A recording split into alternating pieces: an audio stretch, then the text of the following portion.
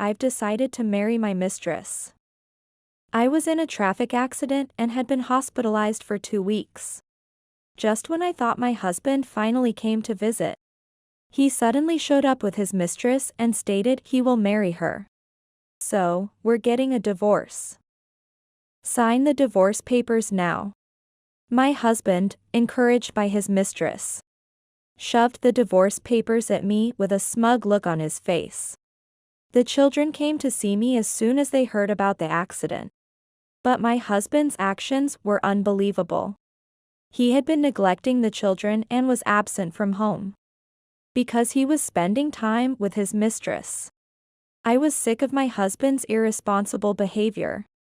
When I looked at the divorce papers, all the sections that my husband needed to fill out were already completed. All that was left was for me to write my name and the divorce would be finalized. Then, my son, who was sitting on a chair, stood up. "Dad, you can't divorce Mom. Because the woman over there is." "Huh? What nonsense are you talking about?" My husband raised his voice in disbelief. My son, with a determined look, crossed his arms and continued speaking. "My name is Tracy Morgan. I am 38 years old, and I work in the accounting department at my husband David's company. With my accounting degree, I met David when I was a junior in college and started working part-time at the company where he worked. At that time, David was in his first year and taught me the job as my trainer. Thanks to David's kind guidance, I was able to fit in at the company. And I dated David secretly behind the other employees. However, I got pregnant after dating David for a year. We decided to get married, but both my parents and my in-laws were against it. When I strongly told my parents that I did not want to have an abortion, both they and my in-laws eventually gave in and we were able to marry. After that, I gave birth to 2 children. The first was a reliable girl, Nicole. The second was an energetic boy, Alex. After Nicole was born, both my parents and David helped with taking care of Nicole. Thanks to that, I was able to obtain the accounting degree which I aimed for. And I could continue working at the same company where I was working part-time. However, David suddenly changed after Alex was born. "David, can you change Alex's diaper?" "Ugh, that's annoying. You can do it yourself, can't you?" David became completely uncooperative with taking care of our kids. Even after my maternity leave ended, David's attitude remained unchanged. On the contrary, he started treating me like a servant, busy with kids. However, when my father-in-law was around, my husband behaved maturely. So when my father-in-law came to our house, I could relax a little. When Alex was born, my mother-in-law adored him immensely. She probably thought he would be the heir to take over the company, being a boy. While I was studying at university, I left Nicole's care to my parents. But I decided to participate more in kids' care since Alex was born after I graduated from college.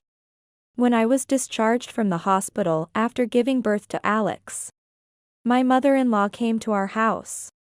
"He's your child, but since he's my son's precious heir, I'll raise him." "But Alex is my child. You got pregnant while you were a student, which makes me feel uneasy. I'll take care of his discipline properly, so leave it to me." My mother-in-law took Alex from my arm and drove off in her car. That night, when David returned home, I told him about the incident with my mother-in-law. "Why don't you leave it to my mom? She's more experienced, and she'll surely raise him well." "But I'm his mother. I don't think Mom will listen to that. If you resist any more, you never know what Mom might say."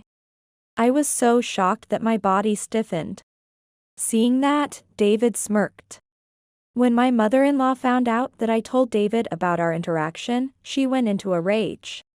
"You are trying to isolate me by tattling to David," she exclaimed furiously, wreaking havoc around the house. "This is what I hate the most." So when things didn't go his way, David used this example, saying he will speak to his mom to silence me. Since then, I have been worried about Alex and have been visiting my in-laws' house. It seemed that my mother-in-law was fond of Alex, his room was filled with lots of toys. And Nicole was treated as negligibly as I was. When David asked me to take Nicole and go to my mother-in-law's house, my mother-in-law blatantly made a disgusted face. Come inside. No, I don't need to. I just brought something David asked for, so I'll be leaving now. Come inside. It's an order. Obey. I was reluctantly pulled by the arm by my mother-in-law and entered their house. Once inside my in-laws' house, my mother-in-law started ordering me and Nicole around. Make coffee. It's only natural for a daughter-in-law to do at least this much. Nicole, help your mother quickly. Nicole stopped touching her smartphone and glared at my mother-in-law.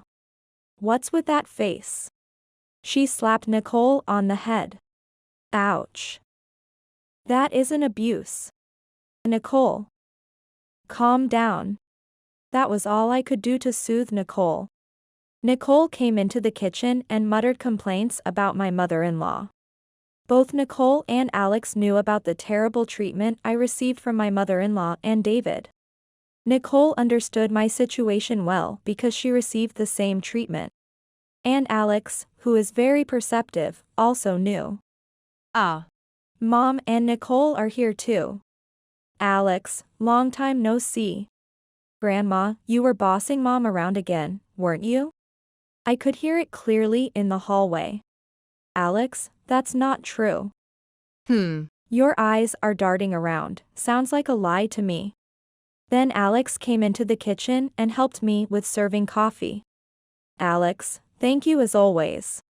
This is easy. Alex always rushed over to silence my mother-in-law whenever I visited my in-laws' house. My mother-in-law had to remain silent in front of Alex, her potential heir, as she couldn't show her bad side. It's always something only Alex can do, I think to myself. And Nicole and Alex get along well. They both seem to be into the same cartoon lately, and that's all they talk about. Nicole, who is good at drawing and aspires to be a comic artist, is close enough to Alex to gift him illustrations of characters. And their sibling relationship is really good. Welcome home. Oh, Tracy and Nicole are here today too. Make yourselves comfortable. Thank you, Father. My father-in-law is kind to us and often gives Nicole sweets. Although Nicole dislikes her grandmother, she is quite fond of her grandfather. It seems my parents have heard about my relationship with my in-laws from Nicole. And they have told me that I can come back home anytime. My parents have been saying this for about 5 years now. That comment was what made me consider divorcing David. But my mother-in-law will desperately try to take custody of Alex. And Alex's custody would likely go to David. Custody should prioritize Alex's will, but there is also a possibility that it could go to David. So I am hesitant about divorcing. Since then, Nicole has become a high school student, and I have been living busy days.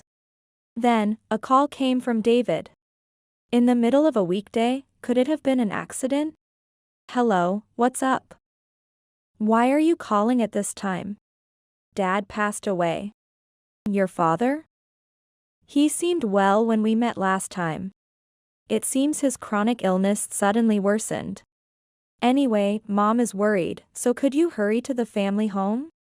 Of course. At this time, even David seemed to be panicking, his tone more frantic than usual. I immediately headed to my in-laws' house to pick up my mother-in-law. She seemed to be in quite a shock as well, hardly having any energy to boss me around as usual. I assisted with the preparations for my father-in-law's funeral and had hectic days. I had no time to be considerate of Nicole and Alex, but they actively helped me. Tracy, I found the will. Let's see, the next president of the company is David. I'm so happy. Being the mother of the president is something to be proud of. With a condescending look, my mother-in-law said this. Having no time to deal with my mother-in-law, I hurriedly continued preparing for my father-in-law's funeral. After the funeral was over, calm days returned once again. Since becoming a company executive, David has started not coming home. You're not coming home this weekend either? It can't be helped. A president is busy with business trips and such. But I heard that your father hardly ever went on business trips when he was president. I have to greet our business partners since there's a new president now. Such greetings are common sense, necessity. Although there were oddities in David's words, I didn't have the energy to press further. So I kept silent. And the amount of affection my mother-in-law poured into Alex only increased. Alex used to visit my house on weekends, but that stopped. According to Alex, my mother-in-law made the curfew stricter and prohibited him from visiting my house. For Alex, who had just become a middle school student and whose social circle was expanding, this was very tough, and he seemed to be defiant towards my mother-in-law. However, my mother-in-law took Alex's defiance as a twisted form of love and bound him even more tightly to her rules.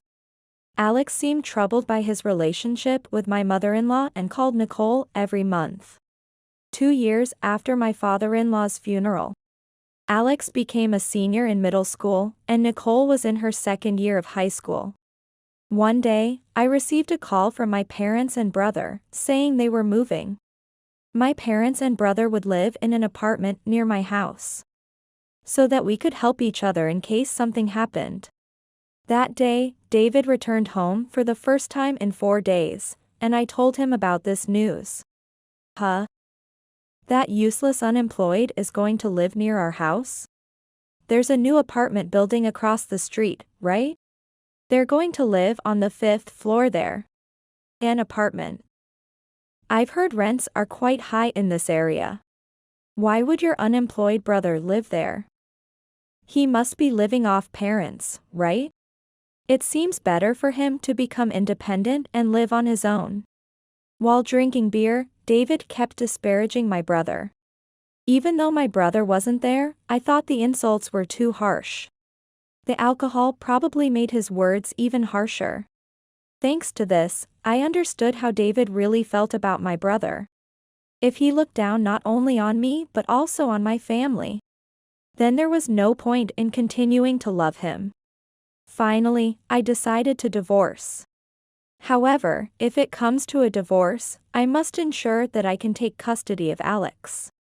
Something like substantial evidence that could silence my mother-in-law. As I was thinking of a way, my brother's face came to mind. I immediately called him. Hello, brother? I need a little help. Are you free right now? I'm free now. What's up? Is it about your divorce with David? My brother quickly understood what I wanted to say. When I explained the plan, he immediately agreed to help. An opportunity to vent my long-held frustrations had arrived, and I was excited. 2 weeks later, while I was cycling home, something happened. As I was crossing a pedestrian crosswalk where few people were passing, I heard the sound of a car's brakes. After that, I lost consciousness. The next memory I have is being in the hospital. Ms. Morgan, have you woken up? That's great, you've regained consciousness. Sorry, why am I in the hospital? Actually, you were involved in a traffic accident. We received a call from a witness and an ambulance brought you here. A traffic accident. Could it be the small crosswalk in the residential area on 2nd Street? Yes, it's rare to have an accident there.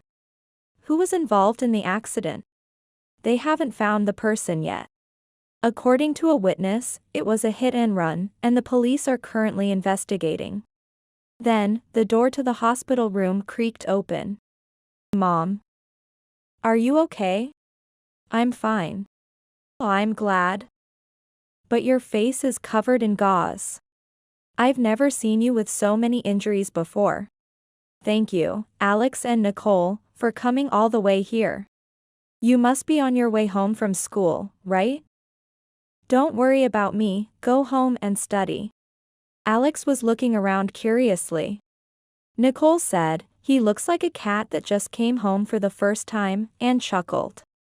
Despite looking a bit displeased, Alex asked me something. Where's Dad? Hasn't he come yet? Your father hasn't come yet, but I'm okay, really. After talking with me for a while, Alex and Nicole went home. The X-ray showed a broken leg. But I was told I could recover without major complications with rehabilitation. So I began my treatment. Nicole and Alex, who seemed to have arranged to meet after school, visited me every day. Sometimes they brought chocolate snacks, which I loved, helping me get through the tough treatment. 2 weeks after being hospitalized. While Nicole and Alex were making the hospital room lively, quiet footsteps approached. The door rattled open, and there was David. Oh, Tracy, this looks pretty bad. Fractures are just pathetic. David. At that moment, I was speechless. Next to David stood a woman with a prominent belly. The woman, who seemed to be pregnant, was stroking her stomach. Who is the woman next to you? Let me introduce her, this is Mandy, my girlfriend. Nice to meet you, I'm Mandy. I've been with David for a long time. The woman who appeared to be his mistress smirked condescendingly at me. Why bring her here? What's going on? I've decided to marry Mandy. So, Tracy, it's divorce for us. Sign the divorce papers now. Wow, David, you're the best. Encouraged by his mistress, David presented the divorce papers to me with a triumphant look. The section of the divorce papers David needed to fill out was already complete. All that was left was for me to sign my name to finalize the divorce. Then, Alex, who had been sitting, stood up. Dad, you can't divorce Mom. Because Mandy here is already married. Huh? What did you say? David exclaimed in a ridiculous voice. The mistress awkwardly turned her eyes away from David. Plus, this woman is a marriage scammer. So, Dad, marrying her won't work, and I think she'll end up conning you out of your money. You knew, didn't you? The mistress fled the hospital room as if escaping. After a while, we could hear her shouting from outside the room. I had arranged with Alex to have the police wait near the hospital, so that we could smoothly hand over the mistress to the police after the whole ordeal. David collapsed to his knees, sobbing uncontrollably. Having boasted so much before, his current state looked pitiful. How did you guys know about this? Actually, I hired a detective agency to investigate you, David. That's how I found out you had a mistress and that Mandy here is a marriage scammer. To think they could find out all this, the detective agency is really something. What a mess. Actually, the call to my brother was to find a detective agency. He's an investor and owns stocks in various companies. I thought he would know a reliable detective agency to recommend. So, it's divorce, right? I'll sign the divorce papers now, so check them when I'm done. Wait. Please don't go through with the divorce. You were the one who mentioned divorce first, weren't you? Ignoring what David said, I signed the divorce papers. Also, the detective agency called earlier. And it seems that Mandy might have been the one who hit you with the car. They said she was trying to kill you and collect the insurance money. She's really a gold digger, only sees money. Stupid, really. David's face suddenly turned red, perhaps irritated by Nicole's statement. Mandy did. I didn't know anything about that. Then, the door rattled open, and the police appeared. Excuse me, but could you tell us more about this matter? The police. I don't know anything, it's useless to ask me. We'll discuss this at the station. Could you come with us? Let go. I'm not involved. David's resistance was futile, and he was taken to the police station. Later, I heard from the police the entire story. As the detective agency had found out, the mistress had indeed tried to run me over, making it look like an accident. The mistress was arrested for marriage fraud and my accident. David was reportedly pale when he heard this from the police. It seemed he realized he had gotten involved with a really dangerous woman. After I was discharged, I told David that I would be submitting the divorce papers. He didn't resist, and thanks to his agreement, I was able to smoothly file for divorce and gain custody. Though he agreed to pay alimony and child support in a lump sum, David never paid. I tried contacting him, but he just read my messages and ignored them. I wondered what I should do next. After filing the divorce papers, I took Alex and Nicole and went back to my parents' house. When I explained the situation, they said I could stay until I found a new job and was able to support the three of us. Our family home is close to my house, so Nicole and Alex were able to continue going to their schools without needing to transfer. For a while, I was busy looking for a new job. But life was significantly easier without David and my mother-in-law around. About 2 weeks after returning home, the doorbell rang. My mother said, "Maybe it's a delivery," and went to check the intercom. "Tracy." "It's David and his mother." "I wonder what happened." "Mom, I'll go." "It's okay." "Mom, are you sure? Should I come too?" Alex, who was studying in the living room for his high school entrance exams, looked worried. Next to him, Nicole, who was drawing an illustration, also looked over curiously. "It's fine, this will be quick." I quickly went to the front door. "You're slow, what were you dawdling for?" "Sorry. Tracy, it's been a while. I never thought you'd be at your parents' house." "It's been a while, David. You've become quite slovenly, haven't you?"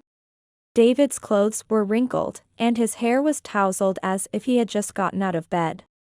Since I always did the housework, he probably didn't know how to wash or iron his clothes. "What brings you to my parents' house all of a sudden?" "Give back Alex. He is the important heir to our company." "Mother-in-law. Please don't shout all of a sudden. Alex is the heir. He's a necessary child to me. I am already divorced from David, and I have custody. So, mother-in-law, you have no right to live with Alex. You woman. You did all this just to separate me from Alex. That's the lowest." My mother-in-law tried to attack me. David tried to stop her by force, but despite being in her 70s, she thrashed about wildly in David's arms. "Tracy, what's all this noise about?" I could hear everything from my room. "Brother. Ah. If it isn't Tracy's ex-husband and mother-in-law." "Hello? Oh, why are you here? What does this mean?" My mother-in-law, looking surprised, quickly began greeting my brother in a subservient manner. David appeared confused, not understanding why his mother was acting so differently towards my brother. "David, you greet too." "Why should I? This man is a major shareholder in our company." "What? I never heard about that." David, flustered, began greeting like his mother. The realization that the person they had been ridiculing was a major shareholder must have been quite a shock. "By the way, Mr. President, I heard from my sister that you've been funneling company funds to your mistress." "What's that about?" "Company money." "I don't know anything about that. I haven't done anything like embezzlement. I have evidence." "Shall I show it to you now?" My brother showed David the documents he was holding. The documents included details of money being withdrawn from the company account and handed to his mistress. Wasn't the president's mistress a marriage fraudster? Using company money on a fraudster must be bad if it gets out, right? Well, it's already out. Hey, did you spread rumors around the neighborhood? I don't do such underhanded things. However, your scandal has been turned into a comic and is circulating online. Saying this, my brother showed David the comic posted on social media. And David's face turned even paler. The comic's artist was Nicole, who had been turning my story into comics and sharing them on social media since returning home. It was quite a hit and had even been picked up by online news outlets. Although the characters' appearances were slightly camouflage, Nicole's drawings were so good that people close to us speculated that the model for the husband was David. As a result, David's company's reputation had suffered. This matter will be discussed at the board meeting next week. So, David, you better prepare to be fired. This can't be happening. Also, make sure to transfer the alimony and child support by next week, okay? Understood. Then, about the board's recommendations, can we withdraw them? As if that proposal would ever be accepted. David retreated behind his mother with a tearful look. My mother-in-law then stepped forward, puffing out her chest and glaring at me. What about Alex? He's coming back to live with us, right? Can you be quiet? I can't concentrate on my studies. Alex opened a window and peered out. Seeing him, my mother-in-law's face brightened, and she bounced up and down like a rabbit. I have more fun living with Mom, and I have no intention of going back. Besides, we're strangers since the divorce, right? If you keep making noise, I'll call the police. The mention of the police struck a nerve with David, who quickly rushed his mother into the car. Although my mother-in-law was still making a scene, David managed to get her into the car quickly, avoiding further trouble. After that, David and my former mother-in-law never appeared in front of us again. The following week, David's dismissal was confirmed at the board meeting. As expected, David stepped down as a director and left the company. Afterwards, I left David's company and started working at a company introduced by my brother. Thanks to the qualifications I had from college and my past experience, I am earning a better salary than at my previous company. As for the compensation and child support, David transferred the money to my account promptly. He also had to take out a loan to repay the money he embezzled from the company. David was searching for a new job, but due to the influence of Nicole's comic, he was rejected at every company he applied to after the document screening. David ended up having to do physical labor, working desperately. The shock of losing Alex caused his mother to develop dementia, and her condition is worsening. Since David is the only one available, he is having a tough time juggling work and caring for his mother. Meanwhile, Alex passed the entrance exam for his first-choice high school and is enjoying his high school life. As his life with his grandmother was quite restrictive, I'm allowing him as much freedom as possible to hang out with friends. He joined the basketball club and is balancing his studies with sports. Also, Nicole's social media comic essay is set to be published as a book. Nicole has become a well-known emerging manga artist thanks to social media, and is currently a celebrity. Becoming a manga artist has been a big step towards fulfilling her dream, and she was truly happy when she heard about the book deal. Despite my initial concerns about David and his mother's blatant sexism possibly hindering Nicole and Alex's development, it seems my worries were unfounded. Both of them are achieving their dreams and growing into respectable adults, and I am fully supporting them while working